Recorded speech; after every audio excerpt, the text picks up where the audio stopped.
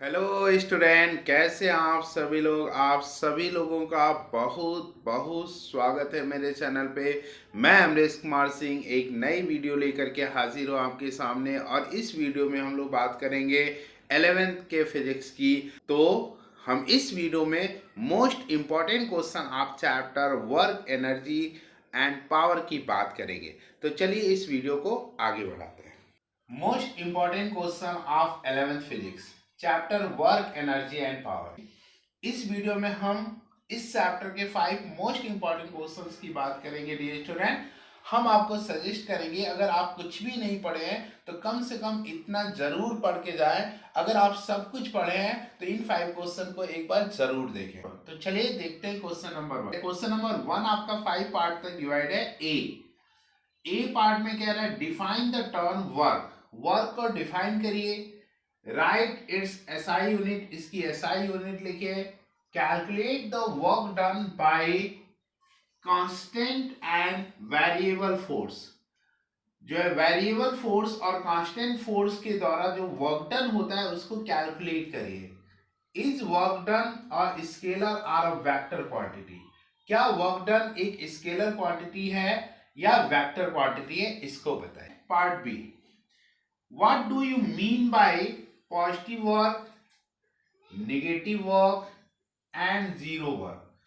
आप जो है पॉजिटिव वर्क, नेगेटिव वर्क और जीरो वर्क से क्या समझते हैं। Give example of each type. हर का एक एक एग्जांपल दीजिए। C, a force F vector equal to I cap plus 5 J cap plus 7 K cap Newton acts on a particle and displaces it through displacement S vector equal to 6 I cap plus 9 K cap meter. Calculate the work done. एक force जिसकी value है आई cap plus 5 जे cap plus 7 के cap Newton किसी particle पे लगता है और उस पार्टिकल को 6 आई कैप प्लस 9 के कैप मीटर डिस्प्लेसमेंट तक डिस्प्लेस करता है। तो वर्क डन को कैलकुलेट करिए। डी स्टूडेंट, डी वाले पार्ट में एक ग्राफ हमने लिया है, law of conservation of energy का ये ग्राफ है, बहुत इंपॉर्टेंट है। पार्ट ई में इलास्टिक पोटेंशियल एनर्जी का ग्राफ दिया हुआ है, ये ग्राफ भी बहुत ज्यादा इंपॉर्टेंट है। क्वेश्चन नंबर 2 आपका 3 पार्ट में डिवाइड है। Part A, define kinetic energy. Kinetic energy को डिफाइन करिए।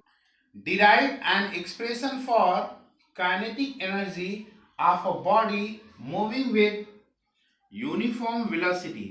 एक बॉडी जो यूनिफॉर्म वेलोसिटी से मूव कर रही है उसके लिए काइनेटिक एनर्जी का फार्मूला डिराइव करिए। बी वाला पार्ट है इसका, define potential energy, give its type. Potential energy को डिफाइन करिए, इसके टाइप बताइए। Derive an expression for the potential energy of a, potential energy का फार्मूला डिराइव करिए किसके लिए, of a body of mass m raise to the height h above the earth surface. जब किसी बॉडी को इसका मास m है, h height तक पृथ्वी अर्थ सरफेस से ऊपर किया जाता है तो उसकी पोटेंशियल एनर्जी का फार्मूला डिराइव करिए। सेकेंड है एन इलास्टिक स्ट्रेच्ड स्प्रिंग। एक इलास्टिक स्ट्रेच्ड स्प्रिंग की इलास्टिक पोटेंशियल एनर्जी का भी फार्मूला डिड्यूस करिए। सी वाला पार्ट है, give its SI unit and dimensional formula. और पोटेंशियल एनर्जी की एसआई यूनिट बताइए और डायमेंशनल फार्मूला दीजिए। क्वेश्चन नंबर 3 पार्ट में डिवाइड है। Part A, what are conservative and non conservative forces.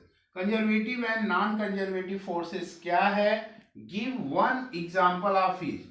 हर एक का एक एक एग्जांपल दीजिए। बी पार्ट है इसका, state and prove work energy theorem. Work energy theorem को स्टेट करिए और इसका प्रूफ दीजिए। थर्ड पार्ट है, सी पार्ट है, if the kinetic energy of body increases by 300% by what percent will the linear momentum of body increase।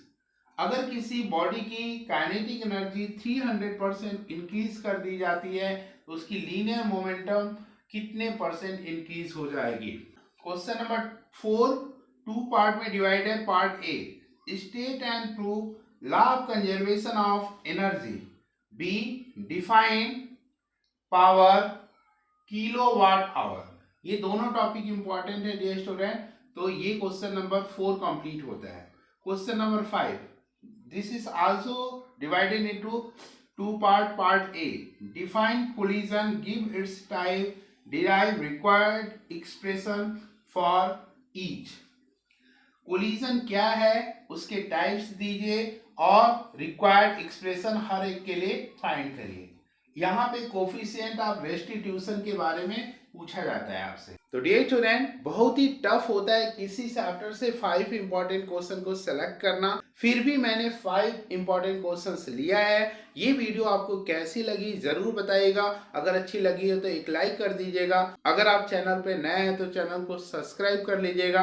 अपने दोस्तों में ज्यादा से ज्यादा इस वीडियो को शेयर कर दीजिएगा, क्योंकि कहा भी जाता है कि कर भला तो हो भला। अगर आप दूसरे का भला करेंगे तभी ईश्वर भी आपका भला करेंगे। इन्हीं शब्दों के साथ आपको दुआ देते हुए कि आपका दिन शुभ हो, आपका रात्रि शुभ हो, आपका फ्यूचर शुभ हो, आपको आपके फ्यूचर की ढेर सारी शुभकामनाएं। इस वीडियो को एंड देते हैं। जय हिंद।